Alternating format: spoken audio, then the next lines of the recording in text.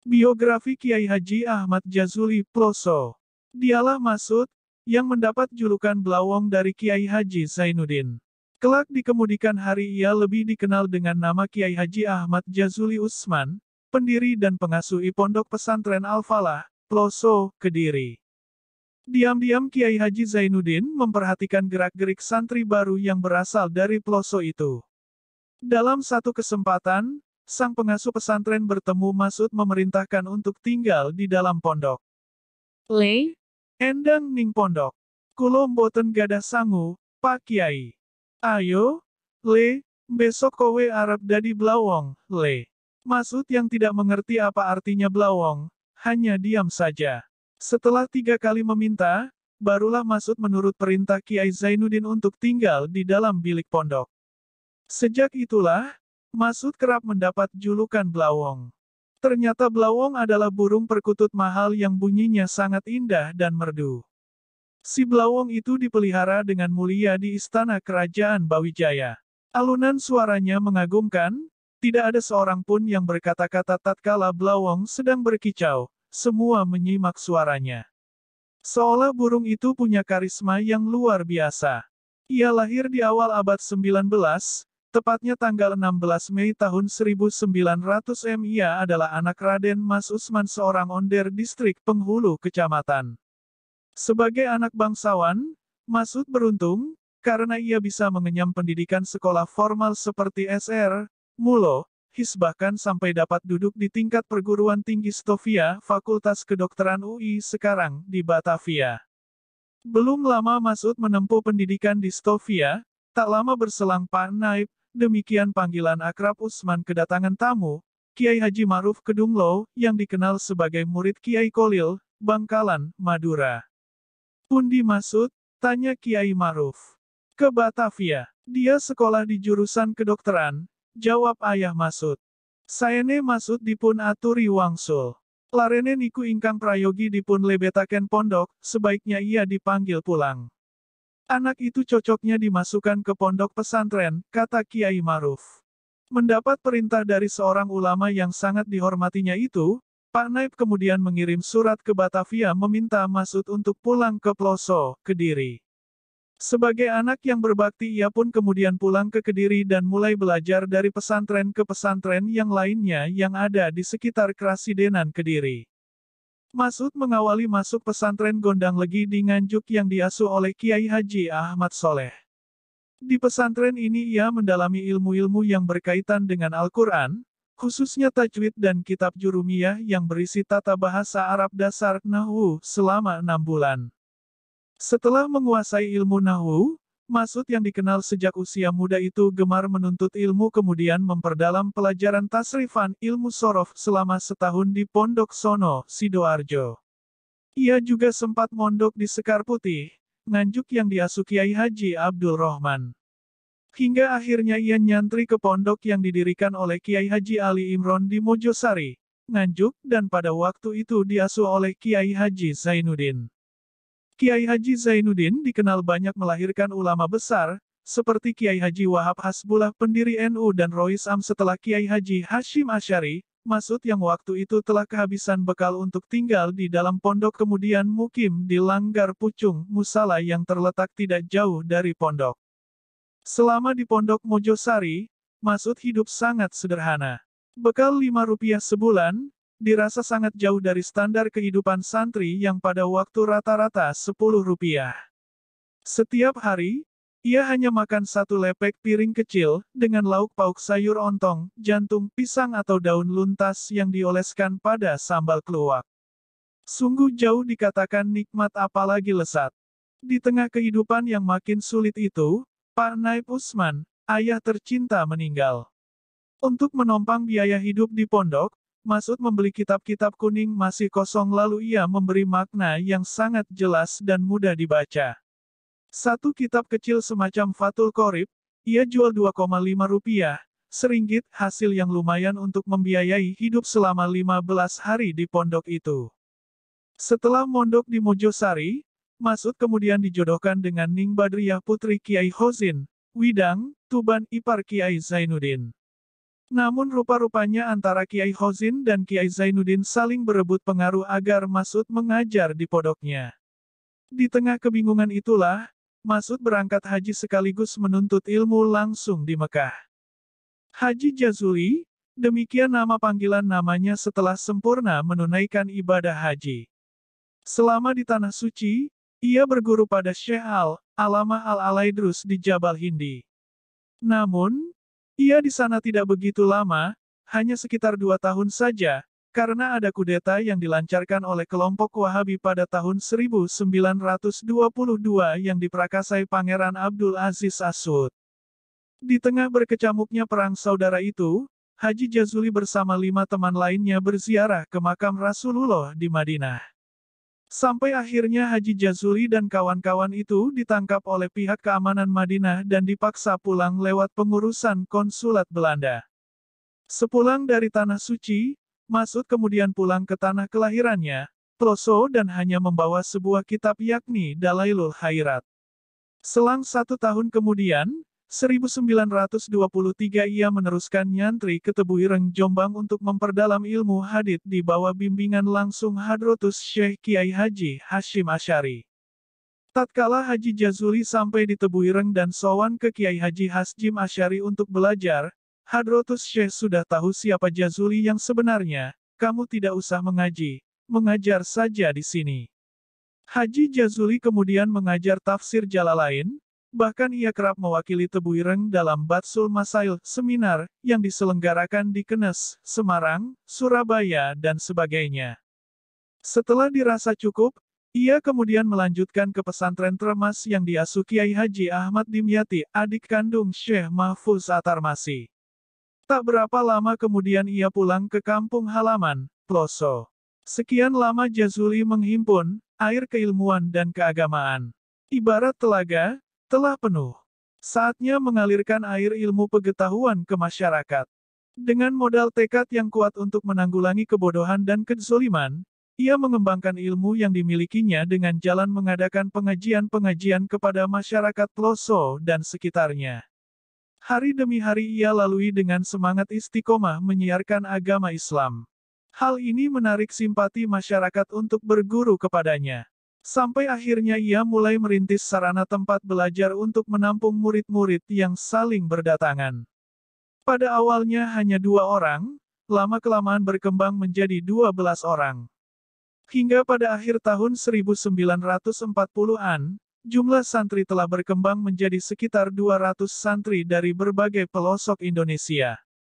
Pada zaman Jepang, ia pernah menjabat sebagai wakil Sacok Camat. Di mana pada siang hari ia mengenakan celana goni untuk mengadakan grebegan dan rampasan padi dan hasil bumi ke desa-desa. Kalau malam, ia gelisah bagaimana melepaskan diri dari paksaan Jepang yang kejam dan biadab itu. Kekejaman dan kebiadaban Jepang mencapai puncaknya sehingga para santri selalu diawasi gerak-geriknya, bahkan mereka mendapat giliran tugas demi kepentingan Jepang. Kalau datang waktu siang, para santri aktif latihan tasio, baris berbaris bahkan pernah menjadi juara sekecamatan Mojo. Tapi kalau malam mereka menyusun siasat untuk melawan Jepang. Demikian pula setelah Jepang takluk, para santri kemudian menghimpun diri dalam barisan tentara Hizbullah untuk berjuang. Selepas perang kemerdekaan, pesantren Al-Falah baru bisa berbenah. Pada tahun 1950 jumlah santri yang datang telah mencapai 400 santri. Perluasan dan pengembangan pondok pesantren, persis meniru kepada sistem Tebuireng pada tahun 1923. Suatu sistem yang dikagumi dan ditimba Kiai Jazuli selama mondok di sana. Sampai di akhir hayat, Kiai Haji Ahmad Jazuli Usman dikenal istiqomah dalam mengajar kepada santri-santrinya.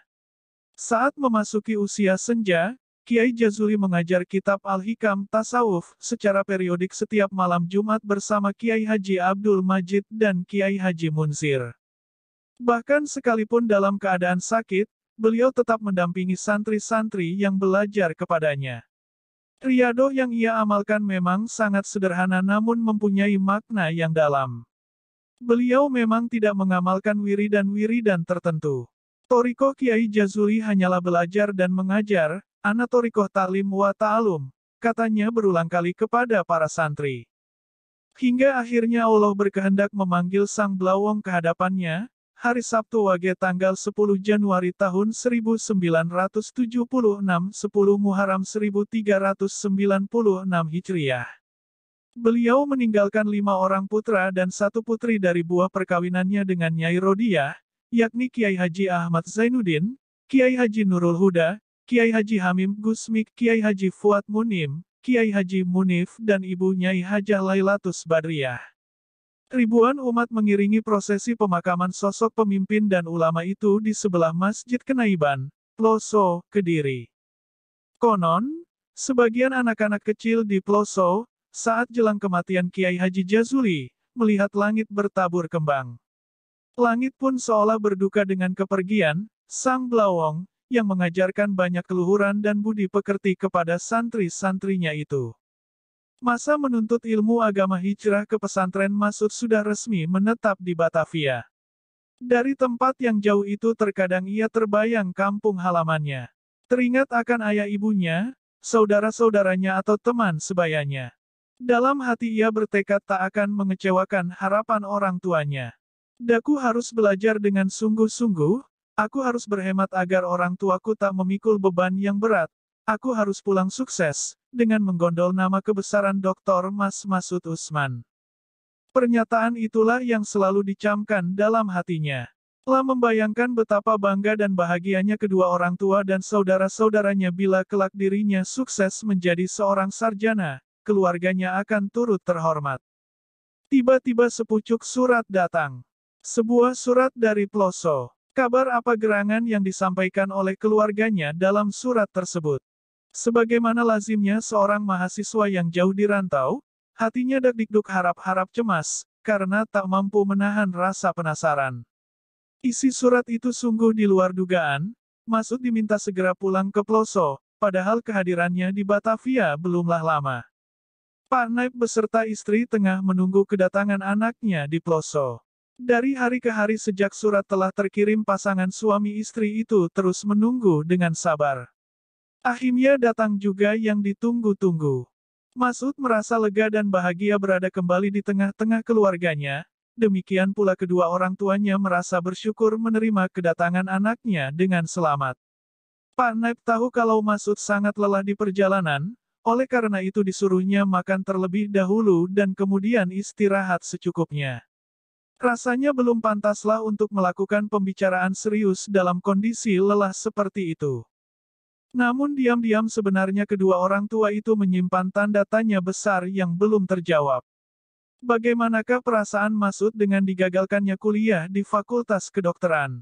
Tidakkah anak itu kecewa atau putus asa? Dan macam-macam perasaan berkecamuk di hati kedua orang tua itu. Akan tetapi keduanya telah mantap dalam mengambil keputusan bahwa saran Kiai Ma'ruf mesti dilaksanakan dan tak dapat ditawar-tawar. Doa selalu dipanjatkannya kepada Allah semoga Masud diberinya petunjuk untuk menerima kebenaran. Kemudian setelah semuanya merasa tenang, Pak Naib, Bu Naib dan Masud duduk bersama, layaknya bagaikan sidang kecil-kecilan.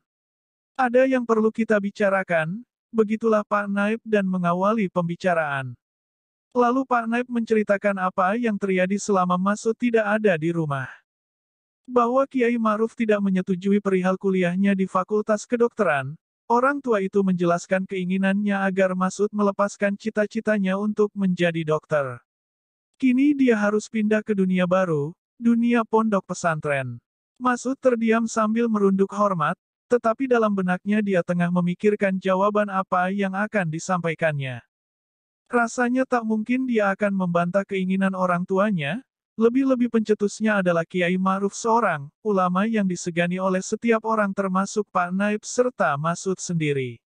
Apalagi sebagai anak yang berbakti kepada ibu bapaknya tak akan ada pilihan lain kecuali menyerah sebulat-bulatnya mentaati apa yang diperintahkan kedua orang tuanya. Kemudian Masud menjawab dengan pasti tanpa ada keraguan, dia tak keberatan dengan kehendak orang tuanya. Suatu jawaban yang tulus ikhlas bukan atas dasar keterpaksaan. Pak Naib dan Bu Naib sangat terharu dan senang. Alhamdulillah, Gayung telah bersambut. Seketika itu beliau terkenang kembali kepada nasihat-nasihat Kiai Ma'ruf. Dahulu Kiai itulah yang menganjurkan kepadanya untuk rajin-rajin bersilaturahmi dengan pari, ulama agar anaknya menjadi orang alim. Lalu Kiai itu pula yang menganjurkan Masud untuk pindah ke pesantren. Harapan-harapannya sebagai orang tua diwarnai perasaan optimis. Mungkin Masud inilah yang akan muncul sebagai kenyataan dari firasat Kiai Ma'ruf. Pak Naib hanyut dengan perasaannya sendiri. Dalam hati beliau berdoa semoga anaknya benar-benar menjadi anak yang soleh, berilmu dan beramal. Sehingga kelak di hari akhirat anak ini akan tampil sebagai penolong dari segala kesulitan yang menimpa. Beliau terus berdoa dan berdoa. Bagaimana dengan Masud? Kecewakah ia? Cengsikah ia dikatakan dokter drop out? Tidak, tidak sama sekali. Masud bukan anak kecil lagi. Dia sudah cukup dewasa menghadapi berbagai persoalan. Dia percaya orang tuanya punya niat yang baik. Cinta dan kasih orang tuanya tak pernah diragukannya. Ridho orang tua jaminan kesuksesan, begitu semboyannya. Dia nampak sangat siap untuk segera memasuki pintu gerbang pondok pesantren. Masud memasuki dunia pondok pesantren setelah menginjak dewasa, usianya sudah mencapai hampir 16 tahun. Tetapi pemuda yang selalu haus dahaga akan ilmu pengetahuan itu bergumam it's never late to learn, tak ada istilah terlambat untuk belajar. Bukankah Rasulullah telah bersabda, tuntutlah ilmu sejak dari buayan ibu sampai ke liang lahat. Nabi Muhammad telah mencanangkan long life education jauh sebelum dunia barat menemukannya. Dengan ucapan Bismillahirrohmanirrohim berangkatlah ia ke pondok Gondang Legi diantarkan Pak Naib dengan mengendarai dokar yang ditarik si Konang. Maka resmilah Masud diterima sebagai murid Kiai Haji Ahmad Soleh Gondang Legi Nganjuk, seorang ulama yang terkenal alim dalam bidang ulumul Quran. Di pondok inilah Masud mendalami ilmu-ilmu yang berkaitan dengan Al-Quran khususnya tajwid di samping ia juga belajar kitab Al-Ajrumiyah pelajaran tata bahasa Arab tingkat dasar dan lebih dikenal dengan